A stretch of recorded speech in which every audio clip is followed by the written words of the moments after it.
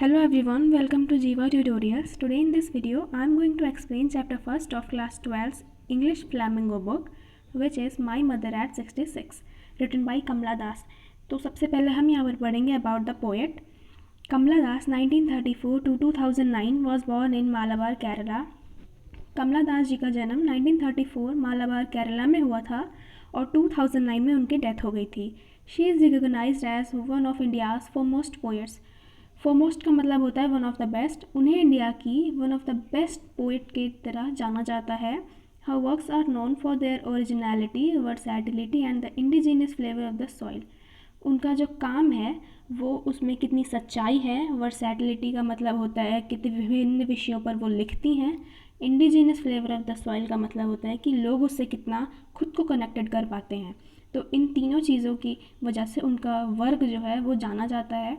Kamla Das has published many novels and short stories in English and Malayalam under the name Madhavi कुट्टी. कमला दास जी ने बहुत सारी novels और short stories लिखी हैं इंग्लिश और मलयालम में अंडर द नेम माधवी कुट्टी. तो ये माधवी कुट्टी बहुत इंपॉर्टेंट है, कई बार पूछा गया है. माधवी कुट्टी उनका पेन नेम या फिर मैडन नेम आप कह सकते हैं. Some of her works in English include the novel Alphabet of Lust 1977, a collection of short stories Padmavati the Harlot and other stories 1992, in addition to 5 books of poetry. उन्होंने बहुत सारी novels लिखी हैं English में, जैसे कि alphabet of lust 1977 में, और कुछ शॉर्ट स्टोरीज़ की कलेक्शन भी लिखी जैसे कि पद्मावती द हॉरलॉट, और बहुत सारी अलग स्टोरीज़ भी 1992 में. और इन सब के अलावा उन्होंने 5 बुक्स ऑफ पोएट्री भी लिखी हुई हैं. She is a sensitive writer who captures the complex subtleties of human relationship in lyrical idiom. वो बहुत ही ज़्यादा एक सेंसिटिव राइटर हैं जो कि कॉम्प्लेक्स सब्टिलिटीज़ का मतलब होता है बारीकियाँ. तो जो कि ह्यूमन रिलेशनशिप की बहुत ही कॉम्प्लेक्स बारीकियों को भी देख करके उसे लिरिकल ईडियम मतलब होता है मुहावरा, तो उन्हें मुहावरों का रूप देती हैं. My mother eight 66 is an example. My mother eight 66 जो कि हमारी पोएम है वो उसी का एक एग्जाम्पल है. Before you read aging is a natural process, have you ever thought what our elderly parent expect from us.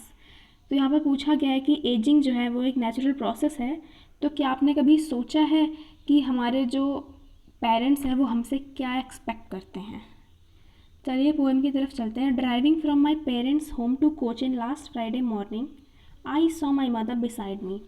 तो जो यहाँ पर ऑथर हैं वो अपने पेरेंट्स होम से कोचिन की तरफ जा रही हैं लास्ट फ्राइडे मॉर्निंग. मतलब कि वो जो पोएम लिख रही हैं वो एक वीक बाद लिख रही हैं, इसलिए उन्होंने लास्ट फ्राइडे की बात की है. मतलब वो एक हफ्ते पहले की बात बता रही हैं हमें इस पोएम में. तो जब वो फ्राइडे मॉर्निंग में कार या फिर टैक्सी से ड्राइव करके अपने पेरेंट्स होम से कोचिन की तरफ जा रही थी, तो उन्होंने अपनी मदर को जो कि उनके बगल में बैठी थी उन्हें देखा. Those open mouth, her face ashen like that of a corpse. उनका जो मदर थी उनका जो माउथ था वो डोज था. डोज मतलब कि वो लिटिल स्लीपी या फिर वो नींद में थी, वो सो रही थी. ओपन माउथ उनका मुंह जो था वो खुला हुआ था. Her face ashen like that of a corpse. Ashen यहाँ पर कहा गया है. अशन का मतलब कह सकते हैं हम या फिर इलनेस या फिर हिंदी में बोले तो नीरस. उनका जो फेस था वो ऐसा हो चुका था like that of a corps. Corps का मतलब होता है कि डेड बॉडी, जो कि कोई मूवमेंट नहीं कर रही होती है और बिल्कुल ही शांत पड़ी रहती है.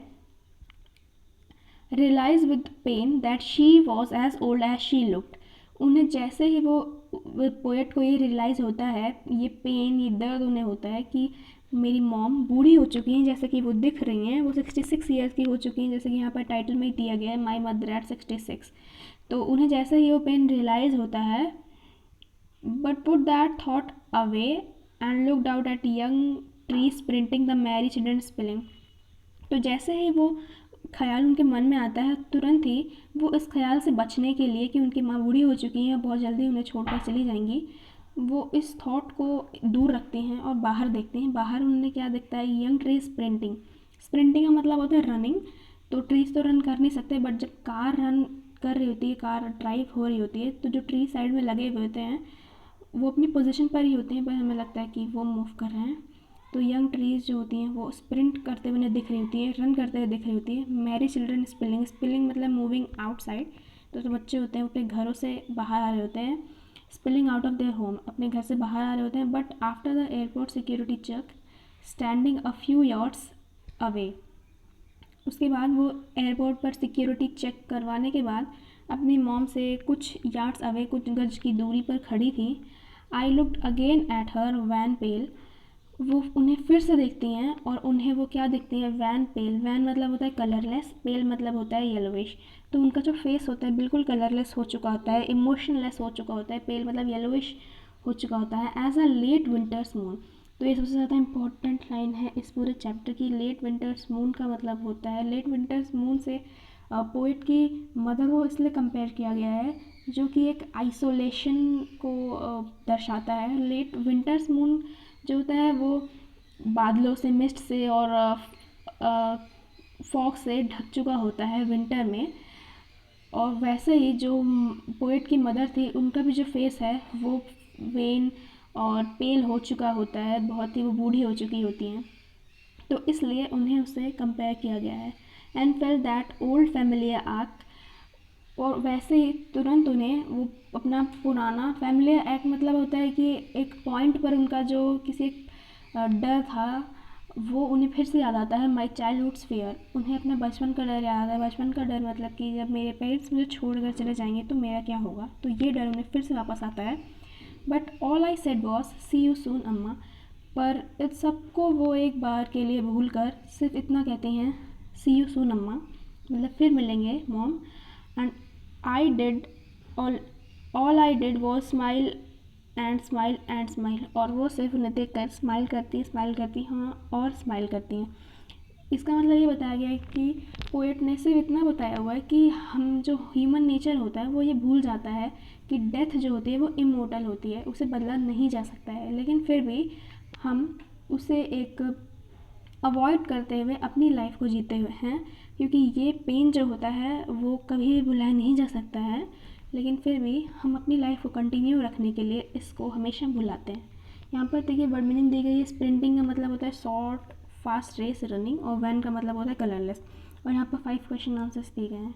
और इस चैप्टर की वर्ड्स मीनिंग मैंने यहाँ पर लिखी हुई हैं, जैसे कि डोज मतलब होता है टू स्लीप लाइटली, एशन मतलब इलनेस, कॉप्स मतलब a dead body, sprinting means running, spilling means move outside, wan means colourless, pale means